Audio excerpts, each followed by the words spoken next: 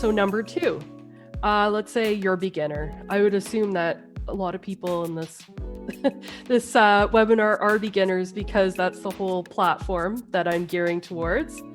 So I always say, you know what? You can start with mutual funds. You can start with exchange traded funds, which are also known as ETFs. And you might be like, oh, but I've heard so many things about mutual funds. The thing about mutual funds is that there are some competent managers who are really good at what they do. You just have to find them. And there are lots of those mutual funds out there. Same with exchange traded funds. There are some good ones and some bad ones. So if you stick with the brand names that everybody knows about, usually you can find some pretty good ones in there.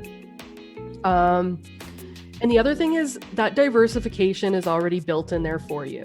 So mutual funds and exchange traded funds already have usually about 30 plus holdings in there for you. So you don't have to worry about diversification.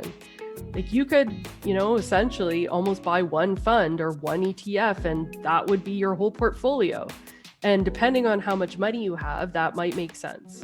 I don't know. You'd have to go through an assessment. But a lot of times, that might make sense for you. But like I said, it's all personal. So it depends on your objectives. So the other reason is that they're quite liquid. If you need to get your money out, you can usually get it out in 2 to 3 business days. No questions asked. They tend to move slower. So while some stocks on my screen today dropped by 16%, usually your mutual fund might drop by 2% if it's a bad day, or your exchange traded fund might drop by 2 or 3% if it's a bad day. So there's less downside risk. And as I had mentioned, they're already diversified for you.